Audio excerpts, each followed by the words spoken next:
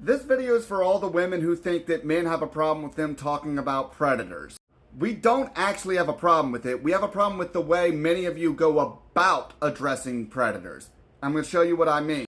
This is my friend JD DeLay. You probably already know who he is. Convicted felon, former criminal who has now turned his life around and currently advocates for recovery and redemption. This is Ex-Patriarch, a self-proclaimed anti-misogyny educator and men's advocate. Now, these two creators actually do have one thing in common. They both go after predators, at least on the surface. You see, as far as I'm concerned, only JD genuinely cares about going after predators. Ex-Patriarch likes to use assault statistics to reinforce his dogma. Despite calling himself a men's advocate, he has an entire playlist called MRAs Are Dangerous. MRAs, for those who don't know, are men's rights advocates. Now, why does he have a problem with men's rights advocates if he claims to be a men's advocate? Are using the shield of advocating for men, but you don't advocate for shit. All you do is complain about women or say things to make my feelings hurt. This is such an excellent and accurate critique of men's rights advocates. You know, the irony is the guy he was stitching is a satirist who constantly makes a bunch of nonsensical stuff. He's literally made anti-feminist videos as a goof. Also, the comment that Sui was responding to was left by my friend Eric J. the Dadvocate, who, like myself, is also an MRA. And the video we both reposted was this one pinned to the top of JD's profile. I am a registered sex offender. I spent 3.5 years in prison for assaulting a 12-year-old girl. And introducing Jesse Wayne Stark out of Portland, Oregon. Pine, Oregon. The Pine, Oregon is in Deschutes County, Oregon, and it falls under the jurisdiction of the Deschutes County Sheriffs. Let's call the cops. So yeah, MRAs don't have any problem with people exposing actual predators or going after them. But compare the way JD went about it to the way Ex-Patriarch has a tendency of addressing these types of people. It is weird that you're framing this as a men thing. And you're right, it is totally weird. It is just so strange. So despite calling himself a men's advocate, Ex-Patriarch clearly has a blatant and obvious anti-male agenda and has a tendency of misrepresenting statistics while leaving out nuances to push this narrative. Just look at the way he labels his videos. Male privilege. Why do men hate women? Why are men resisting evolving? 10 men. How many men? Men in consent. It's just men. He's so lucky. You know, for somebody who claims to be a men's advocate, he sure does seem to have an antagonistic view towards men in general. But let's go ahead and dive into this he's so lucky. This highlights another huge problem in attitudes towards SA survivors. In the same way, our society cannot imagine a woman who is assaulted not encouraging, desiring, and seeking out being assaulted, inviting it even. Those same attitudes are transferred onto men who are victimized. And as Cobra points out, nowhere is this more apparent than on news stories of female predators, especially teachers. In October of 2023, a teacher was accused of allegedly exchanging and soliciting explicit content with a minor. And the comments section? Why are these kids always snitching? I prayed for teachers like this as a child. This is very serious.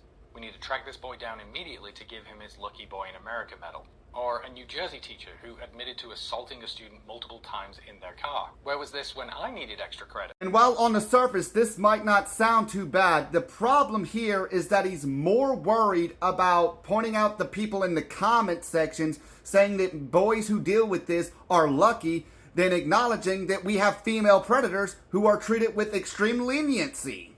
Hell, in some states, women can groom and molest boys, then turn around and sue them for child support as soon as they turn 18. Now, by contrast, let's see how JD handles this type of situation. Your opinion of the kids who are by women who are actually attractive. I'm going to work past my initial reaction to flame you for this question, and I'm going to take it on good faith and assume that this was an honest question. I don't find pedophiles attractive.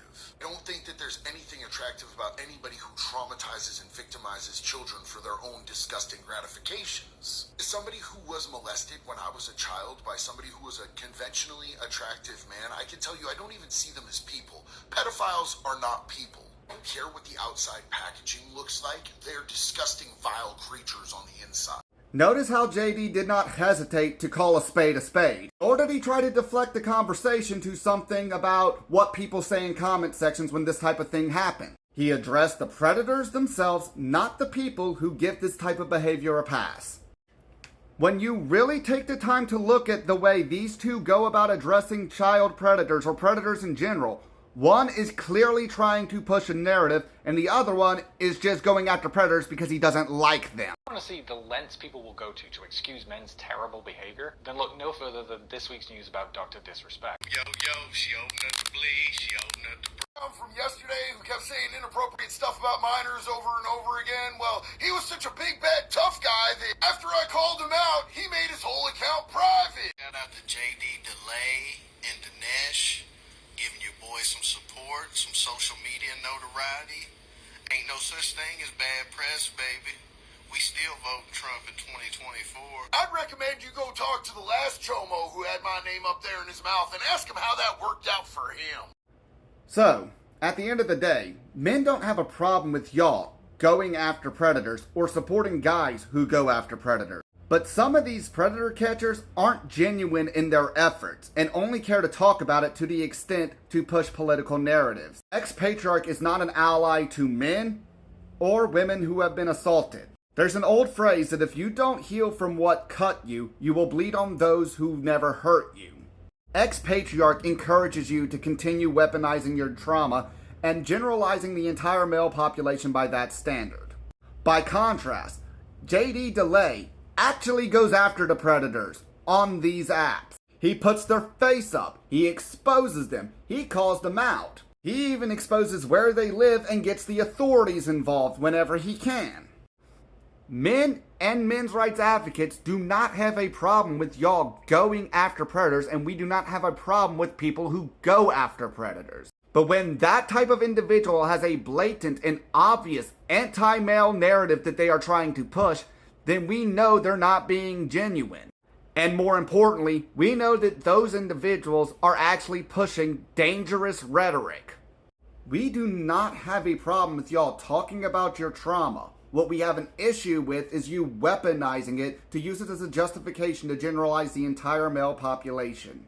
And we're not saying this to be mean, because a lot of us are dealing with the exact same stuff. And believe it or not, even more men are probably victimized by women than will ever speak out on it, because it's frowned upon. And no, it's not just men who shame men for talking about this stuff. Women are equally guilty. Talking about abusive or toxic women is not the same thing as trying to claim all men are toxic. And if you seriously want men to be more open about their emotions, you cannot argue with us when our emotions make you feel guilty about the way you've treated us or how you've addressed us in the past. Nobody's perfect. We all have something to feel guilty of. I am more worried about people who never feel guilty about anything, because those people are psychopaths, sociopaths, I can't remember which one. Feeling guilty about the way you have addressed certain things in the past is good, because it shows that you have a conscience and can improve. You're never going to be perfect, but you can always do better.